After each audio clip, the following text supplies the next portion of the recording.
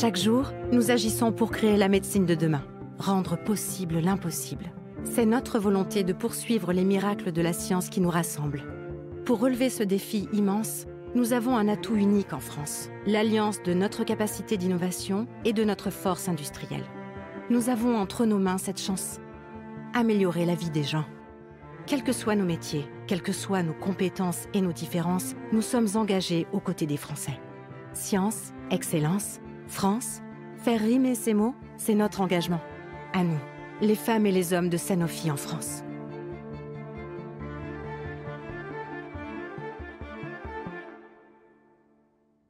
Des belles rimes. Voilà, Dolanger, merci d'être avec nous ce soir. Donc, directeur général délégué de Sanofi Vaccins. C'est une question qu'on ne pose pas forcément justement aux représentants des grands groupes.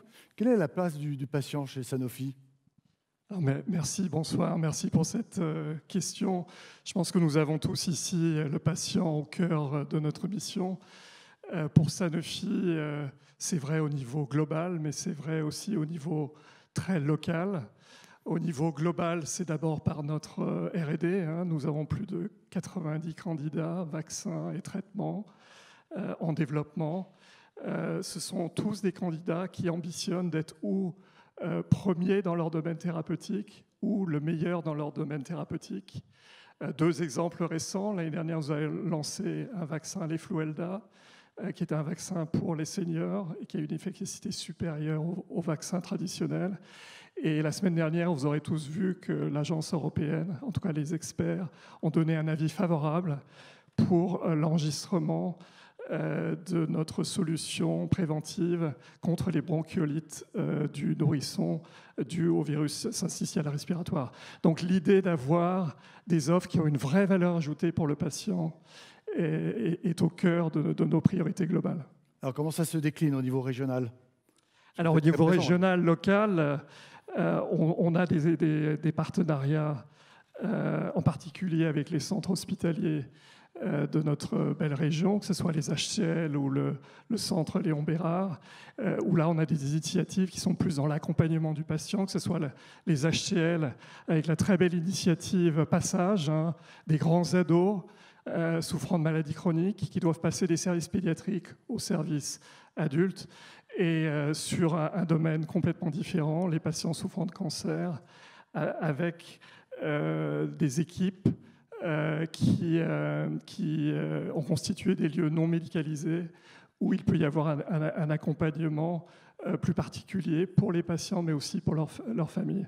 Donc, à la fois une approche globale, importante pour les patients, avec notre R&D, mais aussi des actions très locales. Et c'est pour ça que je suis ravi, au nom de Sanofi, de remettre ce prix aujourd'hui. Et bien nous aussi, justement, vous allez nous dévoiler le nom du lauréat du trophée de l'accompagnement du patient. Alors, lauréats sont des lauréates, Dora Ben Hassine et Nathalie Garnaudier. Bravo.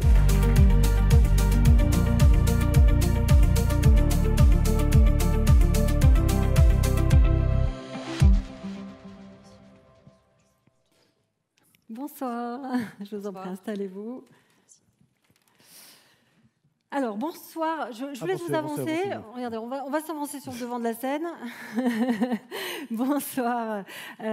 Donc, Dora et Nathalie. Voilà.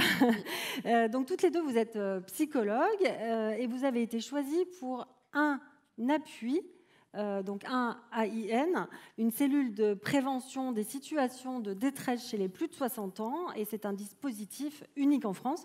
Alors, moi, je suis chef d'info dans l'Ain, donc votre action me parle parce qu'elle est née dans le bassin burgien il y a déjà quelques années. Alors, expliquez-nous, expliquez ici ce que vous faites exactement. Alors, c'est un dispositif qui existe depuis une vingtaine d'années, qui est vraiment focalisé sur la prévention du suicide chez les personnes de plus de 60 ans, comme vous venez de l'expliquer. Ces dernières années, donc, on a pu développer principalement 3 volets d'action, où le premier est l'accompagnement, c'est-à-dire qu'on va accompagner toutes les personnes qui sont en crise suicidaire de plus de 60 ans. Cet accompagnement va être psychologique, social, mais aussi psychiatrique si besoin. 1829 personnes. Oui, tout à fait, oui. Oui, on a un chiffre d'actifs assez chargé. Et puis le deuxième volet, justement, la deuxième action, c'est la prévention. c'est qu'en fait, on propose des formations aux professionnels qui sont en lien avec un public géronto. Ça peut aller des bénévoles ou des aides à domicile en allant jusqu'au médecin traitant. On est formé par l'ARS, donc on fournit 3 programmes de formation autour de la prévention du suicide. Dans la prévention aussi, on fait beaucoup d'actions grand public, tout ce qui est CNDABA par exemple, conférences, forums. Donc voilà. Et 3e mission, c'est la postvention. C'est quand on va fournir un suivi pour toute personne qui a été touchée de près ou de loin par le suicide d'une personne de plus de 60 ans. Et quand on dit de près ou de loin, c'est que les statistiques montrent qu'un suicide touche 135 personnes quand même. Eh bien, merci beaucoup. Je vous laisse... Ah, Nathalie, vous voulez rajouter alors, très rapidement... Je rajoute un petit mot juste pour remercier peut-être l'Agence régionale de santé qui finance notre dispositif en grande partie, ainsi que la mairie de Bourg, parce que sans eux, on ne pourrait pas fonctionner. Et puis, on est 2 représentantes aujourd'hui, mais on est 50 professionnels sur le département de l'Ain à travailler sur la prévention du suicide. Donc, ce prix leur va largement vous avez raison. Aussi. Vous avez raison de les citer. Bravo. Merci beaucoup. Je vous laisse remettre le trophée.